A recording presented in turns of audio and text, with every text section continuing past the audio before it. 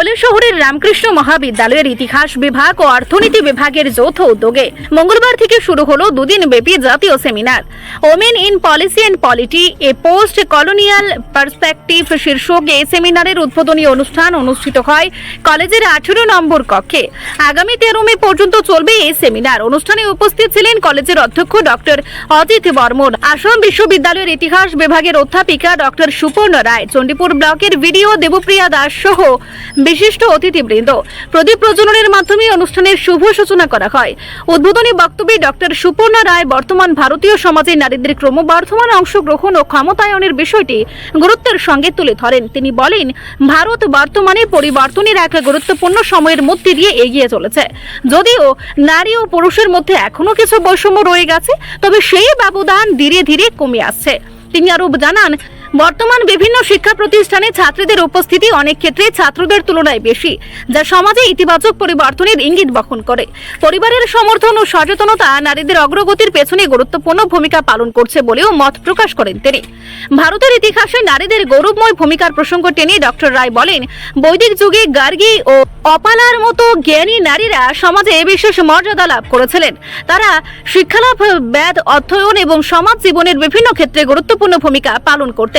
তিনি মহারানী আহিল্যাবাই হোলকারের উদাহরণ তুলে ধরে বলেন, বহু বছর আগে তিনি নারী নেতৃত্ব ও প্রশাসনিক দক্ষতার এক অনন্য দৃষ্টান্ত স্থাপন করেছিলেন। নারীরা যে নেতৃত্ব, প্রশাসন ও সমাজ কল্যাণমূলক কাজে সমানভাবে সক্ষম তা ইতিহাস বহুবার প্রমাণ করেছে। সেমিনারে বিভিন্ন শিক্ষাবিদ, গবেষক, ছাত্রছাত্রী এবং আমন্ত্রিত অতিথিদের উপস্থিতি লক্ষ্য করা যায়। আয়োজকদের আশা, এই সেমিনারের মাধ্যমে নারী বিষয়ক নীতি, রাজনীতি ও সমাজ ব্যবস্থা নিয়ে গুরুত্বপূর্ণ আলোচনা ও মত বিনিময়ে নতুন দিগন্ত উন্মোচিত হবে। Now, in India, we are in a transitional phase. Transitional phase means, though there are disparities, though there are a number of differences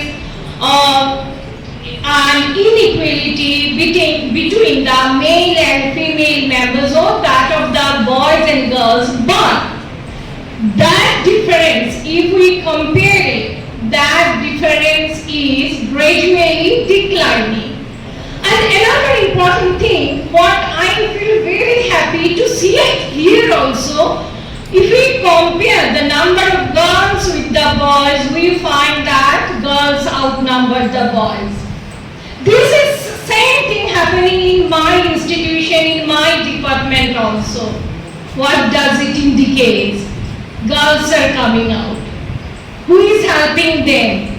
Family is supporting them. That's why I am telling we are in a transitional phase. After independence, lots of efforts been made for the upliftment of the women of our country. Report, সংবাদ প্রতীক্ষা।